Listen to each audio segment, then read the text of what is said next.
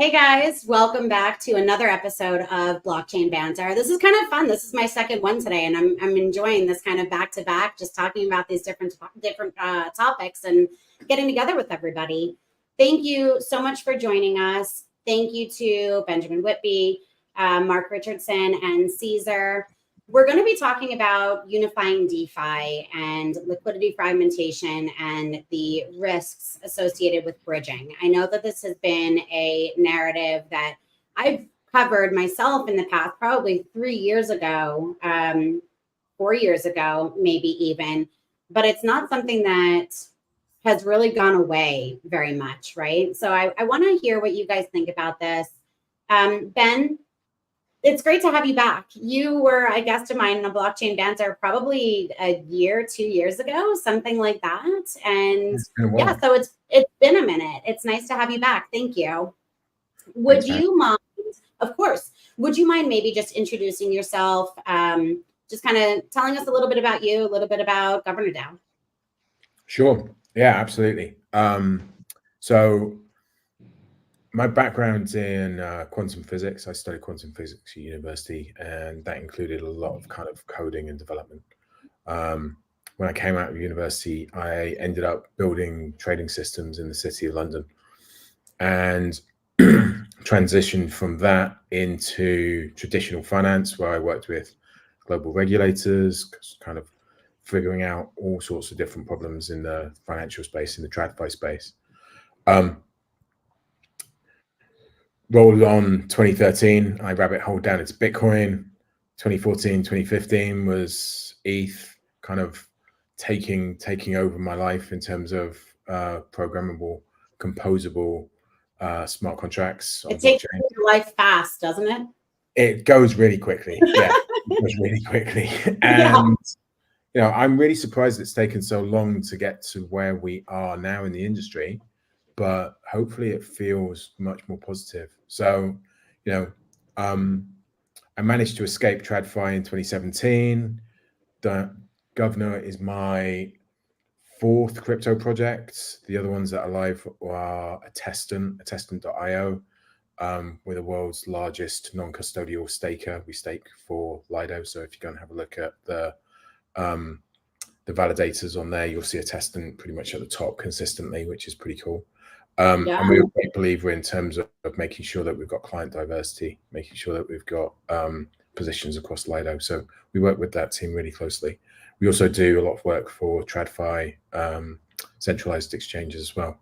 But Governor is really trying to figure out how we go cross-chain, because over the last, since 2017, when I first encountered Banter in the very first early days, Banter V1, things have changed a lot in the space, and there were so many more chains and assets everywhere. So there's only like 200 more chains.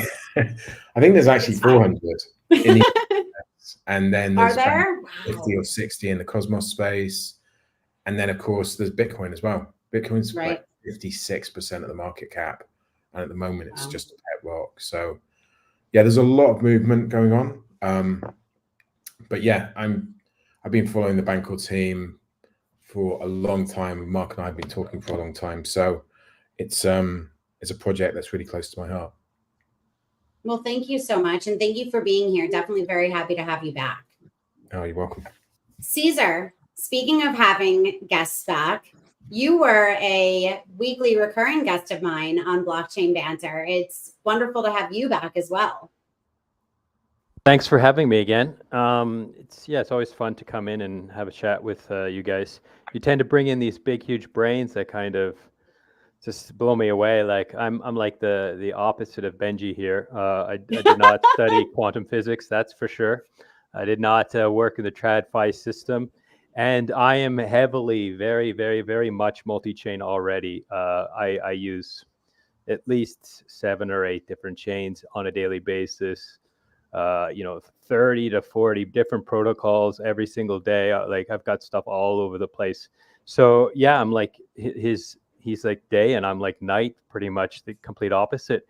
Obviously, I'm also what you would consider like maybe I'm like a successful little guy And I don't know anything about Governor DAO, but based on the description he just gave, he kind of sounds like a successful whale. And having got into Bitcoin at that early, then I'm pretty sure he's doing all right in that sense. And same with his organization there.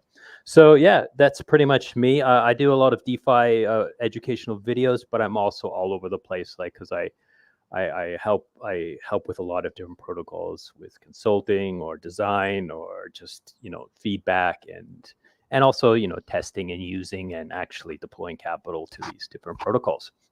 So that's me. Caesar, that's what I've always appreciated about what it is. Like, forget the quantum physics background, right? Like you're not your average DeFi user. Like you are very much more experienced, more knowledgeable than I would say the average DeFi user.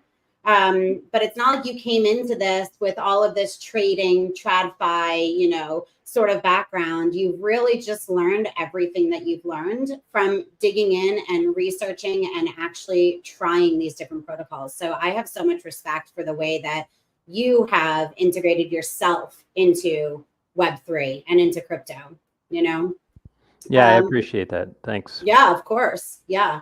Mark, may I pass it over to you, please, sir? Yeah, certainly. So yeah, I don't have a finance background. I was trained as I was trained in the physical and life sciences. So I have a PhD from the University of Melbourne in organic synthetic chemistry. I did my first postdoctoral appointment at the University of California in Irvine, and then I did my second postdoc for the Australian government beginning in 2019. That was supposed to go for 3 years, but as we went into the pandemic, I was forced to stay at home for a relatively long period of time. The city I was living in is Melbourne, and it went into about a 24-month lockdown period. And so, stuck at home, I was spending quite a bit of time looking at other ways to be useful. Discovered, blockchain and cryptocurrency in a more profound way. It was always known to me. So, way back in my honors year, I remember sitting on my computer trying to buy Bitcoin. But it was, I think myself and a friend of mine got like all of our bank cards declined and frozen for trying to interact with the exchanges that were available back then. It was a different time. And so, I revisited these things that had always been in my periphery, discovered Ethereum in a much more profound way. And met the founders of a couple of different projects. I was participating in a few different DAOs. And eventually was offered a full-time contract to work for Banter, first as a researcher, beginning in January of 2021. And then later on, I was the head of research and then the product architect, and now the leader of the project. Thank you, Mark. Okay, so Ben, well, first of all, we're talking about liquidity fragmentation and the risks and, bridging. When you said, when you were giving, your intro, that you thought we would be farther along, were you speaking to that specifically, or was this just, a general thought that you had in terms of how far we've come since the time you first were introduced to all of this? So I think it's to kind of Mark's last point about having all your cards declined, having kind of an awareness and an exception, an understanding at least from the traditional finance sector that actually buying all of this cool digital stuff doesn't make you a terrorist, doesn't make you illegal, doesn't make you bad, but actually you've got to do the hard yards still to really get in and explore this space. And I remember kind of when Polygon launched, it was really hard to get the right token to pay gas, and it's still hard to get gas. I remember that. Yeah, really difficult.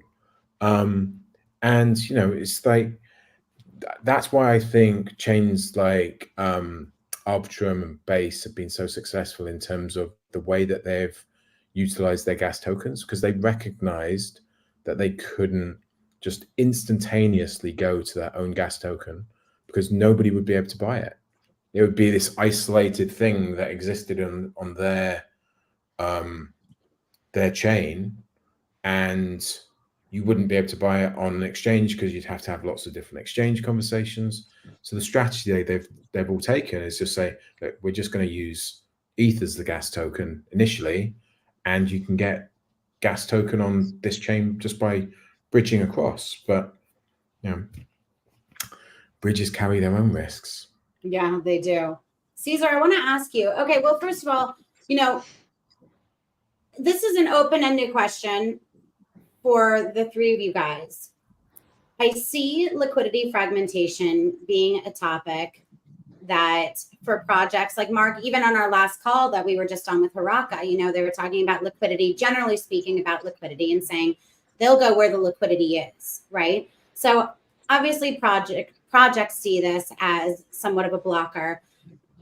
What is your general take? Ben, I know that, you know, this is kind of associated with what Governor is. So I want to start it with Caesar. Caesar, do you mind if I put you on the spot? You said that you're on how many different chains? Yeah, I don't mind. Go ahead. Put me right on the spot. I'm okay with that. Okay. How many chains did you say you're interacting on at the moment? Yeah, I have to count, but like, I mean, more than 5 for sure. Like every day, at least 5. You know, and like layer 2s, layer 1s, as well as ETH mainnet. Like I'd have to count. I'd have to open up wallets and stuff like that, but more than 5 every. All in the EVM space, Caesar? Sorry. All in the EVM space? Yeah, mostly EVM. Like I do have a little bit of Solana position as well. So I am playing on Solana. So that's outside. But other than that, like I don't use Cosmos or anything. That's just a nightmare right now. It's been such a terrible UX. But I've used Terra in the past. When Terra was around, I was on Terra. But, you know, mostly EVM. And what is your experience like? Like, do you enjoy using all of these different chains? Yeah. Or would you prefer? It's like I'm proficient. You know, it's not difficult for me. I don't have to read things when I send transactions. I don't have to like I know what to expect. I know what's going to happen. I know the flow. So it becomes quite easy for me to do that kind of stuff. Like if I pull liquidity out of a yield farm on Arbitrum, it's very easy. Like when I pull liquidity out of like a yield farm on Arbitrum, the immediate thing I start doing is I start looking on all of the chains for how to better that liquidity yield farm or that APR, because you know I've pulled it out of there for a reason, not because of hacks or something. If it's a hack, then that's a different situation. But usually I'm pulling because the APR has gone down below my risk reward. You are a yield farmer. So then So then I'll just like the bridge is the secondary consideration. The first one is where is the juicy yield farm, and then it's like, you know, it's like airplanes. Some people are deadly afraid of flying on airplanes, and I'm not. I fly on an airplane every single day across every kind of bridge. So that's kind of the way I'm looking at it. Like, of course, like there's no question about it that there's a lot of risk on bridges, and historically it's like by far the heaviest honeypot that's been hacked, right? Unquestionable. But you know, the innovation continues to innovate. Like the innovators continue to improve the UX as well as the security, as well as the features. Like the most recent innovation I've seen for cross-chain is what Andre is doing with Sonic, which is quite interesting. And that is, you know, you maintain custody of your assets. You don't pass your assets over to a multi-sig in order to bridge across. It's very interesting. You can kind of dig deeper into it, but like that's an example of how, you know, there's a lot of incentive to improve the bridging systems, and therefore there is like a lot of innovation on it, as well as like considerations of security. But don't get me wrong. Like I'm not saying bridging is safe. I'm just saying it is getting safer and safer every single day. And like I'm willing to take the risk on some of them.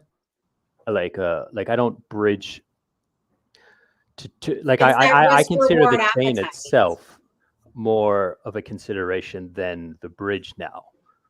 if that makes sense. Like, using a major bridge like Stargate or Squid or something like this, even, like any of these major bridges, it's still a security risk consideration, but the destination to me is more of a consideration than the bridge now, if that makes sense.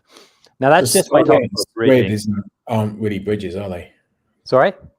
They're not really bridges. They are they're cross-chain liquidity provision. So you're actually swapping your assets. Oh yeah, totally. Yeah. Like it is not the same asset. It's a wrapper, right? Like you're putting it into a contract on mainnet or wherever that is, and they're minting you a derivative on another chain. But of course that's the case. And like when we started talking, I mentioned that like I'm kind of a small fish, and I'm not bridging, $50 million, right? I'm bridging thousands of dollars across here and there. So it's not such a scary consideration. I'm not managing other people's money across bridges. It's all mine. So I don't have that consideration, that worry of like, if the bridge gets hacked, I'm losing other people's money, which is a big consideration for somebody who has that kind of role, right?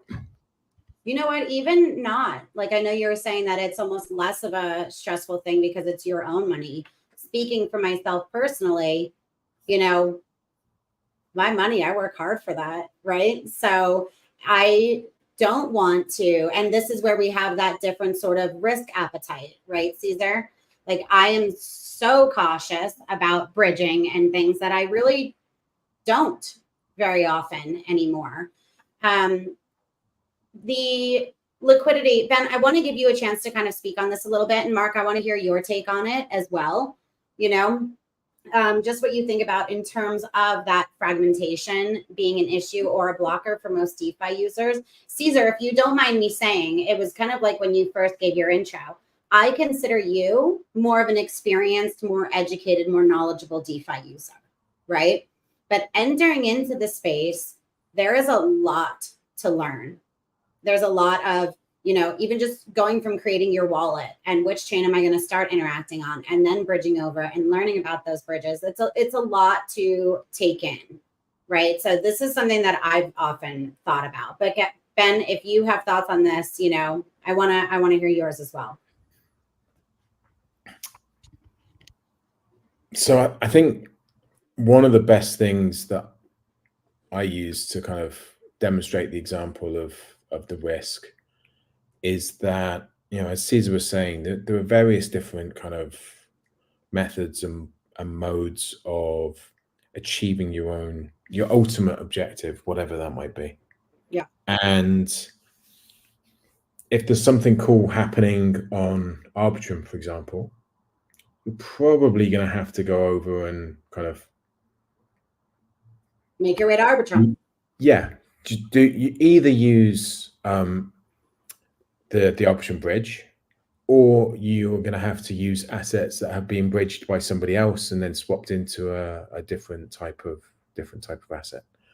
And we've got these weird assets now, like the stable coins USDC, that are backed by real world assets that can be burnt and reminted on different chains. So they can literally teleport from different chains to different chains without actually kind of destroying the value. But for real kind of digital scarce assets like ETH, you wouldn't want to burn your ETH and try and mint that on another chain. It's not going to be a good kind of thing to do. But yeah, you look at the Arbitrum bridge, the bridge contract, there's something like, and it fluctuates massively depending on what's happening with the ETH price at this particular moment in time. But I think it's somewhere in the region of $4 billion on a single smart contract with a multi-sig associated with the master key. But that multi-sig is, I think, a 5 of 7. It doesn't have to get too much bigger. And we think that crypto is going to kind of 3 to 10x in the next year in 2025. So we're talking about maybe 12 to $40 billion worth of value on a single smart contract. At some point, it becomes worthwhile to go and hunt those 7 people down and get scary thought. But get guns. You know, in crypto, it's called the wrench attack, right? Yeah. You literally go up to somebody's house with a wrench and you say, do what I'm asking you to do, or something bad is going to happen. And it's not going to take very much when there's $40 million worth of value on a smart contract for that to be attacked. Yeah. Mark? Even worse than a wrench attack is, the kidnapping attack. Yeah. Like, think about how organized crime syndicates think and operate. When there is, people will kidnap each other. People will kidnap family members of spouses of important people, surrounding someone, and effectively demand a ransom payment, and they'll do it for nothing near $40 billion. This is where the security risk, I think, a lot of people have massively underestimated, because or even where ideas like custody used to be like a dirty word. But honestly, for a lot of people, the idea of custody is much more or relieving than having to take self-custody for yourself, precisely because the more you've self-custodied, the more likely it is you're going to get kidnapped. It's kind of why these things have that's why a lot of these structures have been brought into civilization over time. And cryptocurrency is no different. And yes, I agree. With a lot of these smart contracts, the fact that they do hold enormous amounts of value, and that there is an MSIG authority that could relinquish control of it to someone who has, acquired leverage over them, is a little terrifying. And I recall when the layer 2 thing started to happen, even though it was something that Vitalik Buterin himself had supported from the very beginning, he did point out that because of the bridge infrastructure, you now have the ability to rug an entire chain rather than just a single protocol. And that was a fairly well thought out blog, and Vitalik's usually are. But this was, I remember it, it was saying that now at that time, I think he was talking about things like Polygon, and some of the bridges across even to things like Avalanche, where the overwhelming majority of the value on the chain was now in the hands of a single bridge. And I know people in the industry who have been, had the productivity of the effective treasury of their project completely destroyed, because of not bridge exploits in the sense of that someone being kidnapped, but just because there was a smart contract book. I also remember, I think that the greatest heist maybe of all time was still the wormhole exploit. What was that? What was the amount for that one? 320. 320. Was it 320? I thought it was not. I thought it was a huge amount. It was a huge amount. I remember that. I remember that for sure, but I wasn't sure the exact number. Go ahead. It was a potentially that was a kind of doomsday scenario for the Solana blockchain. And had it not been for jump trading, coming out a few hours later and bailing the entire chain out, it was, there was basically that amount of value now lacking from all of the DeFi protocols on that chain that was reliant on the security of that bridge. So yeah, the bridge architecture has been frightening for a very long time, not just because of the fact that these are MSIG authorities that that risk having themselves become the targets of criminal syndicates, but even when they're not, there is no shortage of 0-day security exploits to point to, that have had enormous amounts of volume, enormous amounts of value within that, within the bridge that has then threatened the entire chain that it was bridged to. Really quickly, Caesar. Yeah. When you were speaking about the incentives, there's a big incentive to build upon the bridging, like architecture or like the framework of it currently, right? And improve upon that. Are what they're speaking to right now in terms of like those vulnerabilities and things, are those the incentives or like the drive that you were referring to? Or maybe you can elaborate on that Yeah. a little bit. Because it seems like we've got doomsdayers and we've got you who's like, and I could be wrong, not doomsdayers, you know what I'm saying? Mark, well, you're familiar with me calling you that anyway. But I'm more like considering it as risk reward, right? Like there is risk there, but there's also reward. Now, what I was talking about, like incentivization for bridges, is like having, like what he said, like $4 billion inside that Arbitrum bridge. And people using it consistently, using it. There's a lot of traffic going across that bridge. There's also a lot of traffic going across 10 other bridges that are going there. And by having these like profitable businesses to make bridges, then you can diversify that risk. Now, instead of having to kidnap, 5 of 7 guys in order to get the entire chain, you would have to kidnap substantially more. Like, of course, it depends on every individual bridge, how they're set up, how they're built, and stuff like that, and whether or not they're even run with a multi-sig, like the Arbitrum bridge is.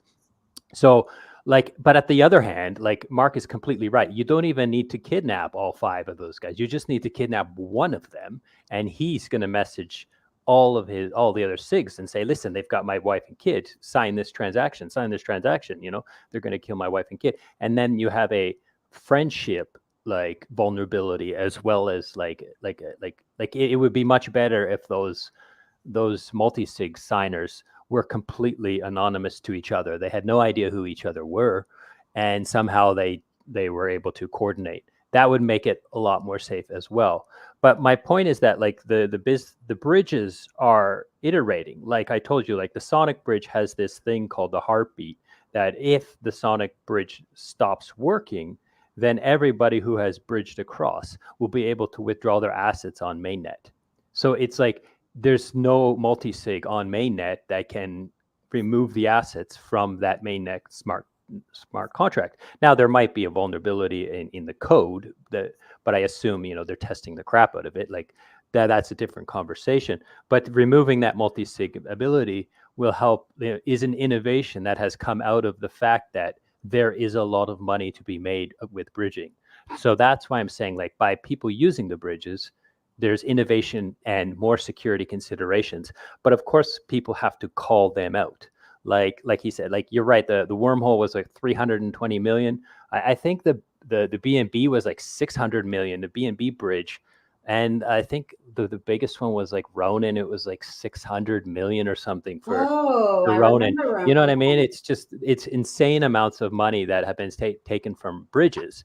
So why are the bridges still there? Is because it's a super profitable and high demand business to run a bridge, and it's not really that hard once you build it. It doesn't require a whole lot of business development and stuff like that. It just requires you to put it in place. So I think the bridges are getting better and better, but they do have a dark background. Like they do have a dark history. Right. Mark or Ben, do either of you want to add to that before I ask my next question? No? Okay. This one is Caesar. I'm gonna throw this one at you again, just because you are, you're a DeFi user, right? You're a yield farmer. So a lot of these projects, a lot of these chains are offering these incentives and these rewards that you're chasing because they're looking to attract that liquidity, right? If you had the opportunity to get those yields and have those rewards and things on a single bridge, like if bridging wasn't required in that and they didn't have to, outcompete or try to compete with the others, would you see yourself like yield farming and everything else? Like, how do you see that? Like, do you see there being a negative to this in terms of the user? Because like for projects, we've kind of talked about this. It has to be presented in like a sort of sustainable way, right? Offering incentives and things, depending on how your model is not always sustainable, not always healthy for the project. But we have, as an industry, grown to somewhat rely on them to acquire our users. What do you think it would look like if you weren't bridging and if liquidity wasn't fragmented? Yeah, see, there's a lot of talk about like the need to defragmentize liquidity across chains. And to me, that sounds scary and not fantastic. Scary. Like Interesting. For my own self. Now, the reason I'll explain it, this might take me a little bit of time, so bear with me, guys. I'm sorry, but of course, if you are a whale and you want to trade $50 million through a pool, you need like 10 times that at least, right?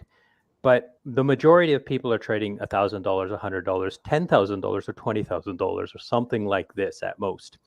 They need maybe $1 to $10 million in a liquidity pool. That liquidity pool, if it's fragmented, if there's $10 million on all of these different chains, all of these different pools, what that does is it diversifies the yield possibilities. Someone like me who is willing to hunt down possible yields, I can go and I won't be drowned. I won't be like diluted out by huge whales. Like, why do I never supply assets to Compound or Aave, even though I know it's probably the lowest risk return?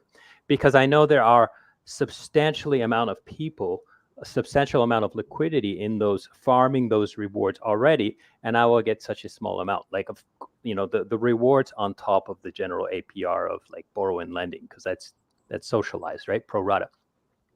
So by having these opportunities all over the place, you give yield farmers and users opportunities to take a higher risk and get that higher reward. You also incentivize developers to actually build new products and innovate and create new ideas because they know they can get liquidity. And like someone who has, $100 million, they're not going to send it across a bridge and put it into some degen pool. Whereas there are a lot of individual users that can do that. So you get the innovation from the dev teams because they know that they will be able to get some liquidity. And then you also have that opportunity as a yield farmer to get those to try those different techs and to support that innovation, as well as get rewarded for doing so. I don't know if this is very clear, but I think that kind of articulates my thoughts on why I don't think we should really have the goal of like removing liquidity fragmentation entirely. Like, I don't think that should be a great goal. Of course, like if we want nations to trade capital across, like billions of dollars to be transferred from one country to another country, we need to have like a centralized massive amount of liquidity so that it doesn't get slippage, or it needs to be aggregated in a way that they don't have massive amounts of price impact and create arbitrage that's just beyond belief, right? But having all these little different little pools and grassroots growings, it's a fantastic thing I love about DeFi, that having that liquidity fragmentation as a problem is something that I feel is the wrong word to say it. Like, of course, there is an aspect of the problem, but I don't think it's completely like a bad thing to have this liquidity fragmentation. Does this make sense, guys? Yeah, it sounds like you're speaking about it from a couple different levels, not necessarily like a blockchain, but it's not like when I say liquidity fragmentation, I don't mean one blockchain, one DEX. You know what I mean? Like different DEXs and things of that sort. It does make sense. I see it.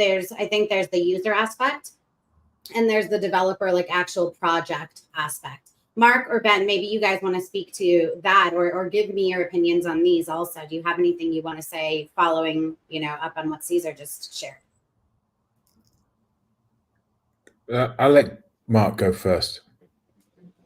Sure. So I think that there's two elements to it. So a system. So first of all liquidity is fragmented all the time, right? This is just something that is true of all marketplaces. If you want to buy, a Rolex, for example, you can't buy it directly from the distributor. You have to buy it from a dealer, right? As a retail or like as a consumer. And all of those Rolex dealers are in competition with each other on pricing and inventory and everything else. And it's set up deliberately, right, for that. This is really great for Rolex, right? They have created deliberately a fragmented marketplace and then forced, these dealers to actually buy the watches. This is why in many places in the world, you have to actually wait in line for a watch. Like, they refuse to take exposure to the inventory unless they've got basically a guaranteed captive consumer audience ready to buy it. And it's true in it's true in precious metals, it's true in gasoline. Basically, there's always many sources for these things, and they tend to be in competition with each other. Now, from the consumer perspective, you might say, well, look, it would be so much easier if I could just buy it directly from directly from the source, please. Like, why do we need all of these Rolex dealers around? I just want to buy it directly from Rolex, the manufacturer. And Rolex is going to tell you to screw yourself. Like, this system works very well for Rolex, right? They have absolutely no incentive to ameliorate what you are claiming is a consumer stress point. And they would also point to the fact that consumer stress point has made the value of the Rolex appreciate. Like, it's one of the things that people actually buy as a hedge now. I'm not sure if you guys have read this, but it's actually an appreciating asset, and people buy them as a store of wealth the same way they buy, take exposure to gold or Bitcoin or anything else. So this works well for Rolex. From the consumer perspective, you're always going to want to buy something, the thing that you are, the thing that you're seeking, at the lowest price possible. And one of the ways that we think we can achieve that in DeFi protocols is to have a singular and extremely deep source of liquidity, because traditionally that was true when we were still, very much in the AMM paradigm, first introduced by Banter and then adopted by a lot of other projects. It actually does make sense to have an enormous amount of liquidity in a single pool, because then you can trade much larger volumes on it with less price impact. But the industry doesn't really live there anymore, and we're now heading much farther towards this Rolex and Rolex dealer relationship with the consumer at the other end of it. So there are whatever the sources of these tokens are, and, whether that's from mining or from seed round investing, or whether you just bought it last year and now you're in a position to try and sell it. You are a dealer now, and you are looking for consumers to take this thing off your hands at a price that you're happy with. And in that sense, for the liquidity provider, fragmented marketplaces are actually playing into their hands a little bit more than had they pooled everything together. And I think that this is what Caesar is referring to. What the fragmentation does is it keeps up a fairly healthy level of competition between price quotas, which is okay. Now, at the same time, there is such thing as too much fragmentation. This can lead to like market gridlocking. So, for example, remember when I think the PlayStation 5 was released around about pandemic time, and because of the massive interruption in the global supply chain, it was very, very difficult to get these things, and there were a lot of like very bored people at home with nothing to do and really wanting to play a PlayStation 5. So demand was extremely high, and supply was extremely low. And if you wanted one, you really had to go to places like eBay and buy it from a scalper. And these are, this is what I would call a dysfunctional marketplace. And it's just fragmentation to the nth degree, right? Rather than having a distributor with a fairly healthy inventory, like maybe your local GameStop or something would usually have something like 100 units for sale or something on any day of the week. Now you've got someone who has exactly 1 unit to sell, and they can ask any price and they're relatively confident someone will pay it. So I have, gone through this kind of process before many times with Jen. So for regular listeners, I apologize if any of this has sounded repetitive. But there is, at both ends of the of this spectrum are are marketplaces that work very badly.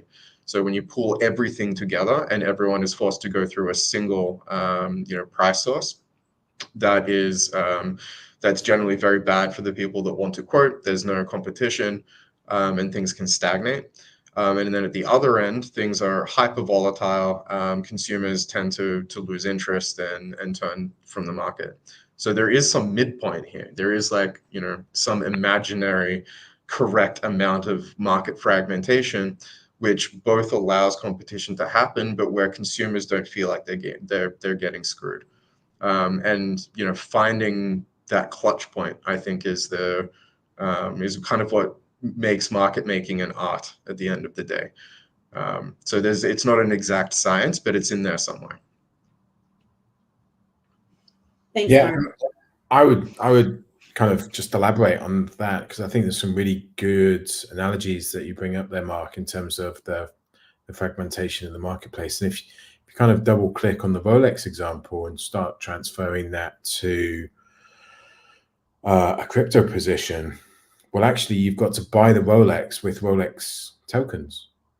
So there's a market to get the Rolex tokens as well before you can actually get the Rolex. And then in order to make the transaction, you've got to have the gas tokens of that particular chain. And if that's not gas tokens, then you've got to have the gas tokens of that particular chain and the Rolex tokens before you can buy the Rolex. And then, of course, you've got the final marketplace, which is the marketplace for block space. And, if everybody's trying to buy the assets, then you've got not only price appreciation in the assets, but you've got price appreciation in gas, a mad rush in terms of everybody trying to kind of compound into those blocks and find their position before they can kind of take other positions. And, then when we get into more complicated examples, we've got all the MEV considerations to kind of go into and deep dive into.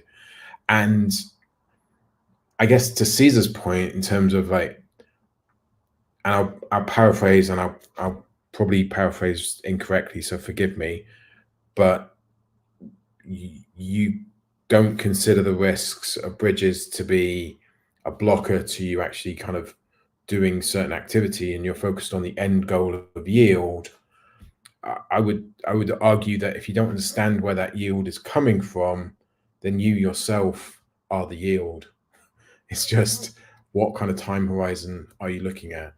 And we can start using centralized activity and real world examples of things that have happened in the space to date, like Mt. Gox, like Celsius, like FTX, and then taking it out of crypto and looking at an event in 2007. It was kind of in between when Northern Rock collapsed in the UK and when Lehman collapsed in the UK. And it was the Icelandic banks. The Icelandic banks came out, they were part of the ecosystem where they could market cross-border, and they marketed heavily into the UK and said, we're going to give you 7% return on all funds that deposited into our accounts. And so many people from the UK flocked in, deposited loads of money into that, looking for that 7% yield. And then, of course, all the Icelandic banks failed. And it's like, how big, or rather, how low does the yield have to get for Caesar's example before you do start to consider all those different risks and actually think, it's not worth my assets, because it will take 5 years to kind of earn enough appreciation on those assets to kind of come in. And actually what we're doing when we're doing any kind of yield activity, unless it's in a system that is kind of growing organically and the pie is growing, actually yield is always going to be a zero-sum game. Somebody else has to pay it to you, or you're getting assets from an inflationary protocol, and that inflationary protocol is actually just devaluing everything else. That's the game of fiat. So, in which case you have to run to keep up with everything, and you have to take risks in assets, because if you don't put your assets into something that's going to outpace the inflationary position, you end up with less value kind of at the end of the day than at the beginning of the day. So whilst I absolutely appreciate the position of like, I kind of don't mind about the risks of bridging, the risk of fragmentation. I actually enjoy that risk of fragmentation. Everything's always fine until it's not fine. And when it's not fine, you often lose 100% of your risk capital. So it's definitely something that deserves a bit more consideration than just kind of look at the end number and then say, right, I'm going to go and chase that end number. Because if that end number was 25, 30%, but that chain was operated and hosted by Sam Bankman-Fried, you'd probably scratch your head and think, actually, probably not worth the 25% kind of chasing that, even though that's just going to return in 4 years. So yeah, I mean, that's a very long answer to a very complicated problem, but I think that's the world that we live in at the moment, and this space is really complicated. And normal people that don't exist in DeFi, that don't exist in kind of even TradFi, really, they just want to do stuff. They just want to get stuff done. So they just want to watch their Netflix. They just want to buy their assets. They just want to kind of go to the movies or do something on chain. They're not necessarily kind of out to chase 18% yield or 25% yield. They just want to kind of exist in this space and have a bit of fun. There are different types of users, different types of risks, and different types of risk appetite. Absolutely. For sure. And different ways that you can look at this, like depending on what type of user you are, whether you're or not you're building a project or a bridge or behind a chain, there's a lot that goes into these things, and finding, or even not even finding, right, but coming to an agreement on what the industry should be. Like, I don't necessarily see that happening, because there are so many different cooks in the kitchen or different types of players, and I don't mean players, right?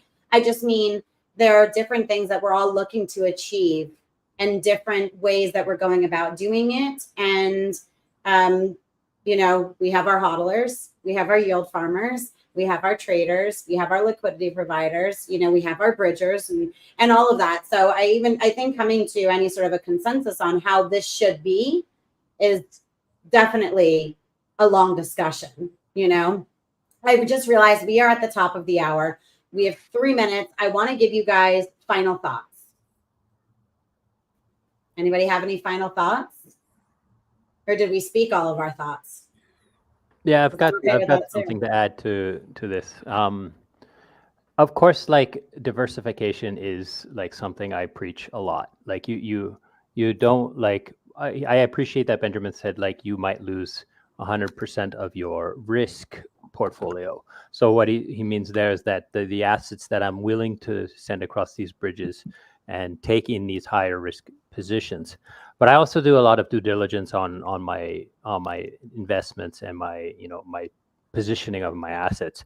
But also, like, centralizing your assets into what is a low risk one can also lead to doom. Like, there was a lot of people who had their entire portfolio on FTX because it was like, this thing is enormous, it's so safe, it's so good, and now they're completely liquidated. It was too to fail. Yeah, and even like I don't want to point fingers, but even like how many times have you heard like of the risk of Lido taking market share? And if we all went into Lido, then they would that risk would come into fruition. So, like, it's kind of on us to have people that are aware of this and kind of willing to take those outside niche like positions to try to like fragmentize the market to a point where, you know, that risk of of a centralized monopoly doesn't come into reality. So there's so much we could talk about this for hours and hours. We really could. I'm realizing that we really could talk about this for hours. Mark, really fast. I know that you have to drop. I know you have a hard stop. If you have to drop, I just want to, I know you're muted and you're being respectful. I want to just kind of thank you for being here and for joining us in the conversation. And if you have to go, leave us. We understand why. Hopefully we can do it again soon. Yeah, there's a lot to talk about, right? Sorry, Caesar, I didn't mean to cut you off. Thank you, Caesar. Thank you, Ben. I do need to go. No problem. Thanks for coming, Mark. See you, Mark. Ben, do you have a minute to stick around?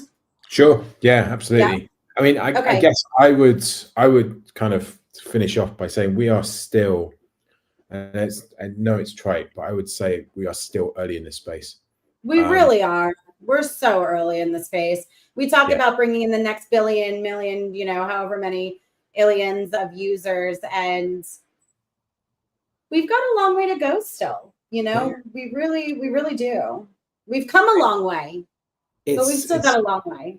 Yeah, totally. And it's not just about all the stuff that we're doing today, because you know, in those chains in the EVM space, I think having a look at chain list, including all of the test nets and stuff that they list as well, I think there were over 450, 500 chains in the EVM space. Wow, it's a lot. It's a lot. It's a lot. There's more coming. Caesar, you're only on 5.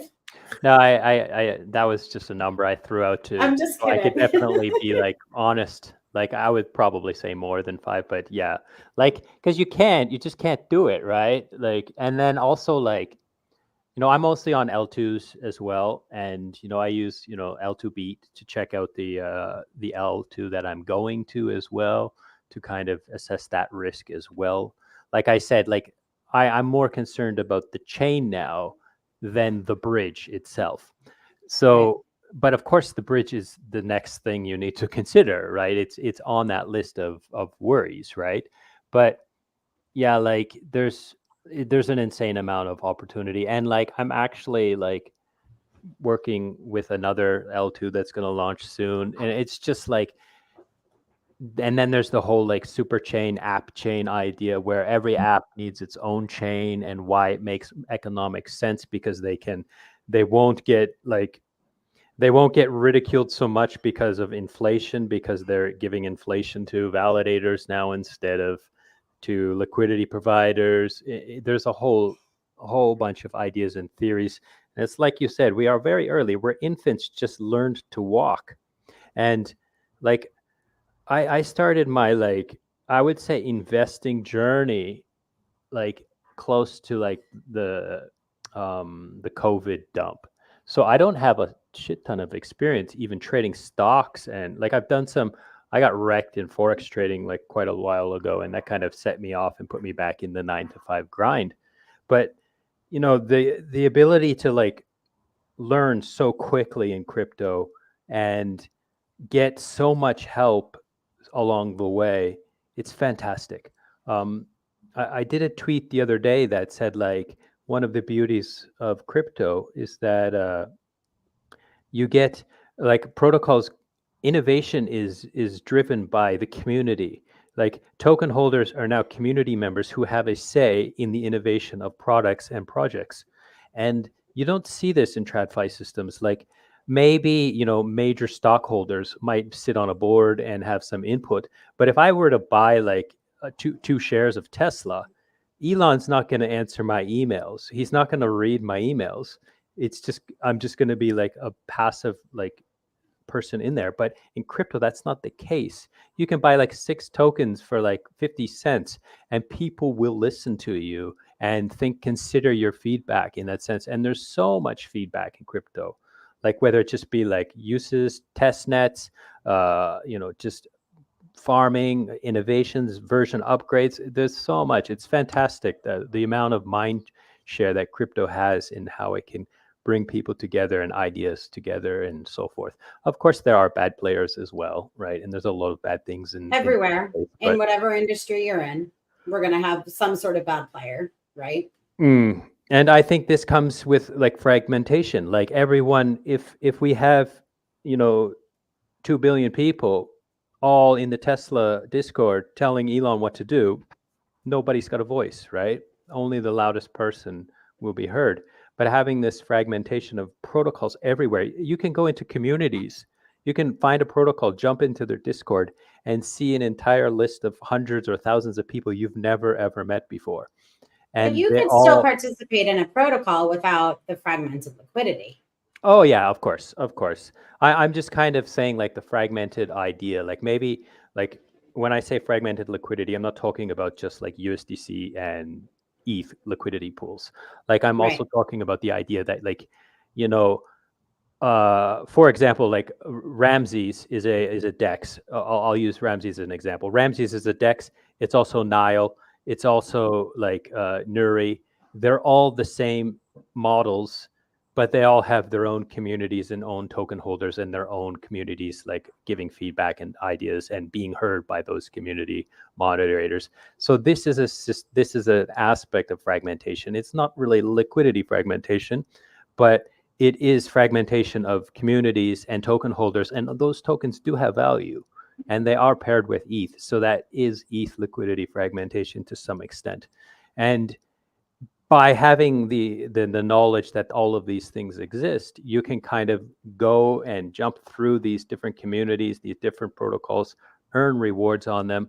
Of course, you have to do some due diligence and know what does that reward. And Benjamin, maybe you haven't seen my channel, but like I try my best to make people understand how systems work and where the yield comes from. And that's like the thing I've preached for a long time. You must know how this thing works and why it's giving like 15, 20, 30% APR. You can't just go, oh, look at the front end says 30%.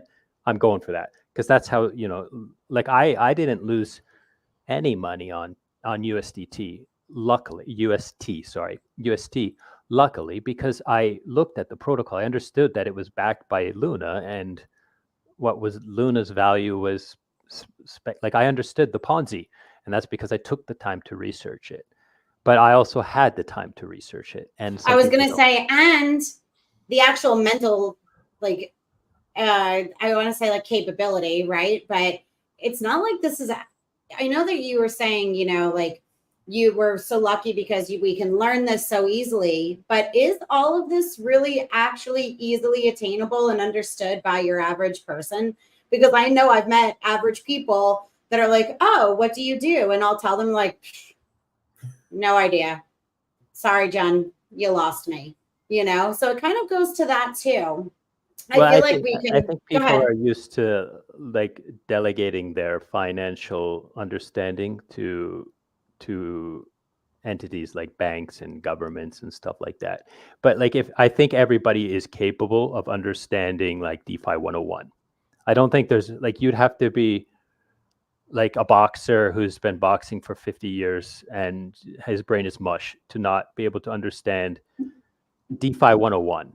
Maybe does DeFi 101 include swapping on your favorite DEX and knowing about slippage and knowing about sandwich attacks and things like that? yeah, that's getting on the edge of like maybe DeFi 101. Because here we go with liquidity, right? Like here's where the liquidity fragmentation comes in the depth of the liquidity pool. Your DeFi 101 newbie is not going to know that. We present this to everybody who comes into this industry as, oh, it's really easy. You have control of your wallet and of your, password and everything else, right? All you got to do is make a swap. It's fine.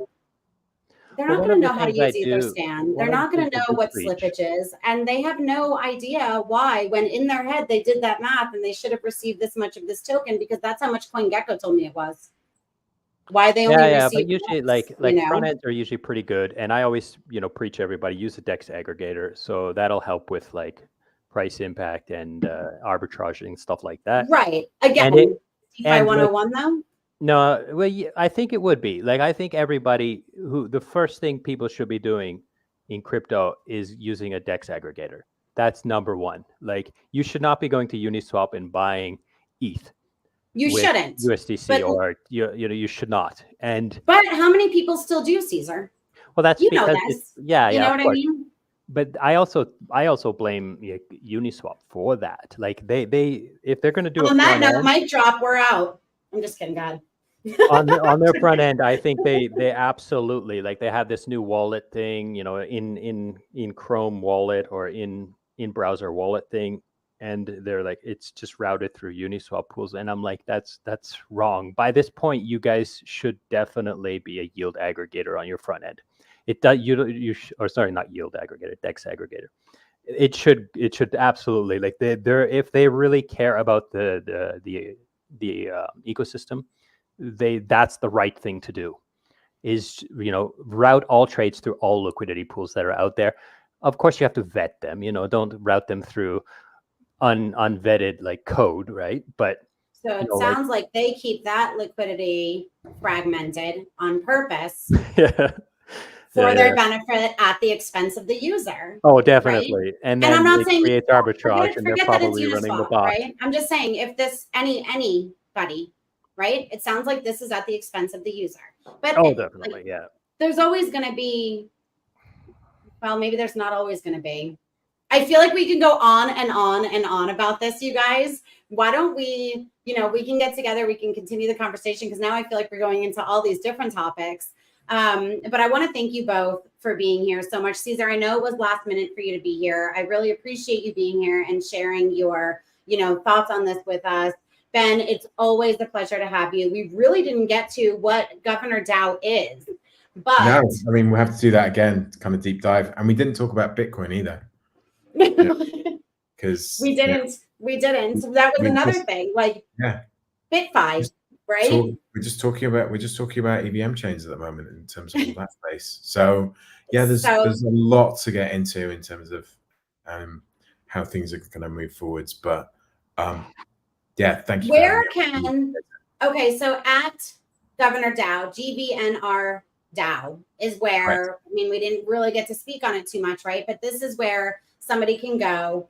This is your X handle to find out more about what you guys are working on. Are your DMs open? If somebody's interested, they have questions, where's the best place for them to ask questions? Yeah, absolutely. Come find me on Governor DAO. We're there on Twitter. We're there on Telegram. Have a look at the website, which is governor.xyz. And you guys aren't live yet, right? We're not. No, we're pre-TGE in terms of our position, but we do have kind of an alpha mainnet coming. And Caesar, I'd love your input on that. I'll be in touch in the next couple of weeks to kind of share and show you what we're doing, so you can have a view on that. Yeah, that's awesome. It's really simple. It's like that's good. Don't overcomplicate things. Yeah, the fragmentation of liquidity is a real problem, and the way that you fix that is you don't use bridges, you just use assets. So Governor really kind of changes things around in terms of, we don't bridge assets and we don't wrap assets, we bridge messages.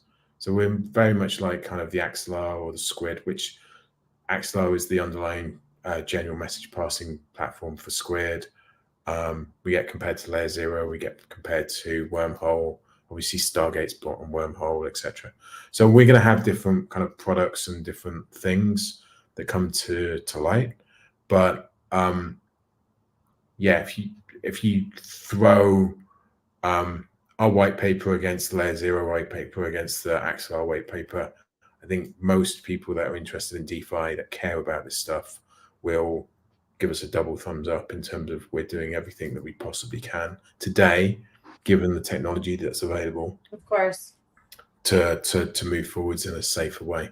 And like you say, some people don't care and they're just going to hit that order on Uniswap and they don't care. They just want their tokens. They want them now, and off we go. They want to take their profit, right? Yeah, absolutely. Can I ask you something quick? I'm sorry, Jen, but that's okay. He perked my interest. You said we don't bridge assets, so you don't wrap assets and mint on another chain. You basically swap them. So are you doing that? Like if I have ETH and I want to go to, say, Phantom, you are going, like, can you explain to me? Like, I think if you just give me the technical explanation, I'll be able to absorb it and understand it. but like I don't understand what you mean by you don't bridge, you just message. Like yes, the there first must thing be a swap or something. So the first thing that we do is that we say we let you control messages and create wallets on and addresses on other chains, and so it's remote create, remote control. Where we get into cross-chain swaps, that's going to be a next project in terms of how we move into that position, and Mark and I are bashing heads together at the moment to try and figure that out. But we will have a project that's live that is ultimately going to enable cross-chain swaps, including to Bitcoin, where it's completely non-custodial, completely permissionless. And yeah, there will be opportunities for the DEX layer to be able to actually move in a cross-chain way, because the way that you move cross-chain today is you say, right, you look across all the various different centralized exchanges and you go and buy the gas token to go and operate on that particular chain. So if you want to go and operate on Solana, first thing you've got to do is go to Kraken, go to Binance, buy Solana and have it sent to your non-custodial address. There's no real other way of getting into that at this moment in time. There's a few different options coming through with things like the Circle CCTP position, where they can burn mint assets cross-chain, which is quite interesting. There's also faucets as well, right? Yeah, but I don't know too many. Yeah, they're not usually giving faucet like gas tokens. Not anymore. I mean, they tend to fund bridges. Like yeah. They usually fund a bridge, so when you bridge across, you get some gas as well. But exactly, maybe they could do something like where, you create a wallet and you get a small amount of gas to start. But that's not. I still don't see in my mind. I still don't see how I've got say $10 million on ETH mainnet. I want to do some stuff on Solana. I have two choices right now. I send some of my ETH, or I buy USDC or something like this. I send it to a centralized exchange. I buy Solana. I send that to Solana, and then I can start trading on Solana. Or I can use the Solana bridges, like the bridge and stuff like that, where it'll take my ETH and spit out Solana on the other side, and then that Solana it's Solana in the sense of that, like, it doesn't need to be then swap, like the user's experience. It doesn't need to be like Axelar, it will swap, right? But like some bridges, it's loaded with tokens, and those tokens can run out, but it has a budget on both sides of the bridge, and you're taking actual Solana tokens that you can then take to Kraken or whatever. So to me, that sounds not too bad. Like, it's way better than like the Axelar system to some extent, right? I like the Axelar system as well. I do use Squid a lot, right? But having like budgets of actual Solana tokens sitting in a contract waiting to come back out into the Solana ecosystem, that sounds less risky than having to depend on Axelar liquidity pools on both sides of the bridge. You know what I mean? Yeah, for sure. Yeah, there are many ways to skin this cat in terms of moving value between chains. So is Governor DAO not trying to move value between chains? It's just allowing people to manage their value on different chains? At this moment in time, it's management of the value on different chains, and we are looking at creating different kind of minted assets or wrapped assets, but they'll be self-wrapped and self-bridged, rather than, so you're very much like a maker position or a liquidity position where you're taking a loan. You can actually kind of self-mint into a generic position, but you're holding the collateral yourself that represents that. So you see both sides. So you're not at risk of the actual centralized bridge being hacked. In that wrench attack example, they'd have to come after you and they'd get both sides of those tokens, which is exactly the same scenario as if they just come after you and you haven't self-wrapped and self-bridged the tokens. it certainly wouldn't take the entire ecosystem down if that were the case. Yeah, you would have to attack every single user then, instead of just those 6 guys or 5 guys. Dramatically changes, and it makes the chain overall much more safe. But we've got a long way to go. Oh, sorry. Have you guys connected offline? No, not yet, but we will. No, this is the first time I've met Benjamin, actually. It's a pleasure. Well, I'm going to connect you guys off of here because, Ben, I know that you said you'd like to get Caesar's eyes on it and just kind of get his take, right? Absolutely. See what, and Caesar, I heard you accept that. So I'm going to connect you guys. I'm going to connect you guys because I know you so well and you'll pick his brain, right? And it's kind of fun. And when you have, it's what you need. I say it all the time too. To have your DeFi users or to have your users, it was like what Caesar was saying, to have that feedback and to have that input from the actual users, you know, is so valuable. So I am going to connect you guys offline. And sunlight is the best form of disinfectant. It's the best way to kill any bugs, is just make things transparent. So yeah, we're really open to that. And also we're really open to ideas in terms of how we move things forwards. We've got our Galaxy quests going on at the moment. We're trying to grow our user base.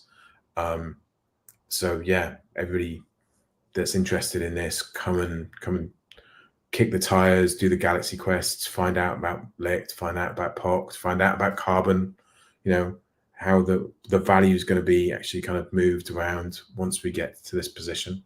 Because, you know, the carbon platform and the vortex that Banter have is going to be really fundamental to the ability that governor relies on in terms of being able to transact value cross chain. So yeah, it's kind of fundamental. We need it because the other way of doing it is you just market sell gas tokens into the market, and then chains hate that.